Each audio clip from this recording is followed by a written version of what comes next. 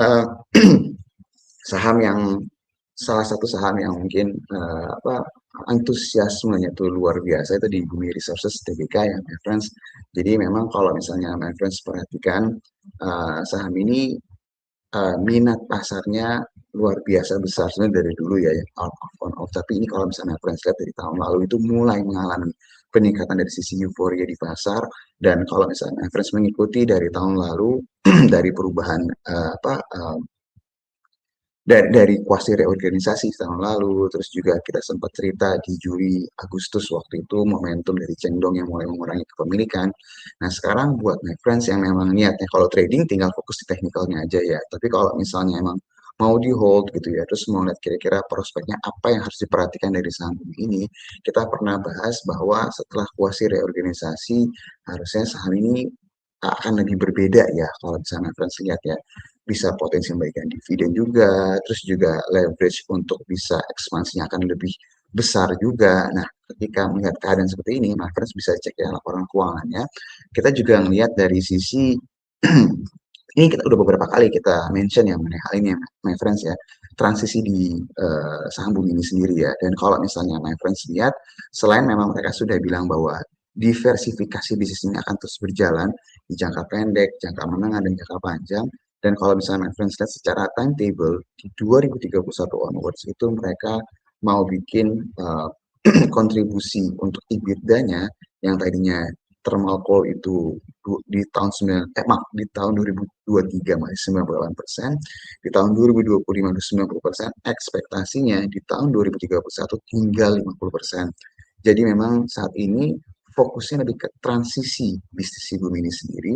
Nah, karena tema itu lagi transisi, my friends harus benar-benar memperhatikan apa saja cerita atau narasi yang berhubungan dengan transisi di bumi ini sendiri ya.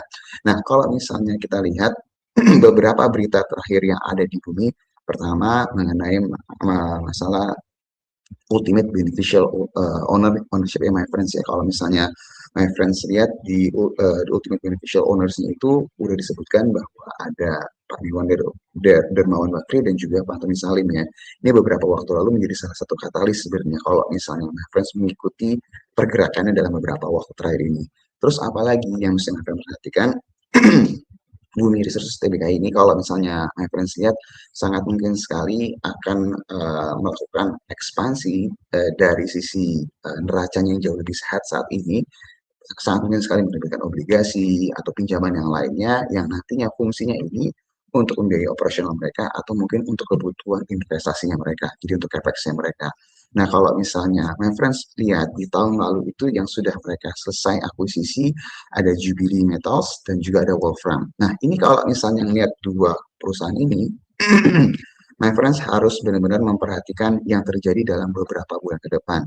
Maksudnya apa? Maksudnya output dari dua perusahaan ini yang setelah mereka akuisisi, entah itu yang berhubungan dengan hasil eksplorasi atau mungkin nanti hasil produksi, ini nanti akan berimbas cukup besar ke pergerakan saham bumi ini sendiri. Jadi my friends perhatikan ya, kenapa? Karena suatu emiten yang lagi mengalami narasi transisi dari sisi bisnisnya, perusahaan-perusahaan yang mereka lakukan akuisisi, dampaknya itu seberapa besar ke revenue, ke produksi, ke hasil eksplorasi, itu akan menjadi perhatian pasar. Kenapa? Karena hal ini yang punya potensi membuat saham ini mengalami re-rating. Re-rating itu artinya yang tadinya divaluasi A dengan bisnis thermal coal-nya mungkin harga wajarnya misalnya contoh ya, misalnya contoh, oh hanya 300 gitu misalnya. Mungkin dengan hasil eksplorasi sudah mulai terlihat, hasil produksi yang mulai terlihat, dan transisi bisnisnya ini mulai mengalami perubahan yang kerasa gitu ya ke kinerja keuangannya, ini pasti akan ada re-rating dari si pasar yang tadi mungkin harga wajarnya tadi saya bilang mungkin bisa mengalami peningkatan. Tapi baik lagi, ini tergantung dari hasil perusahaan-perusahaan yang dilakukan akuisisi.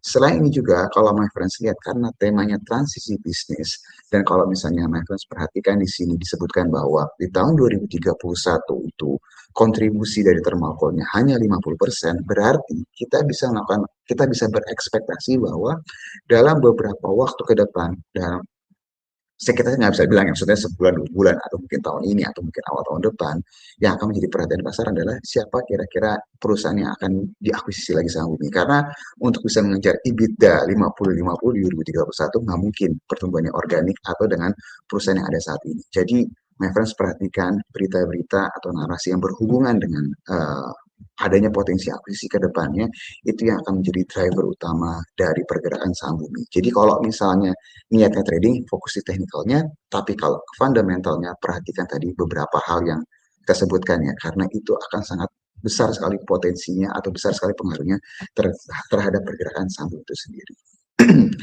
Itu untuk saham Bumi. Sekarang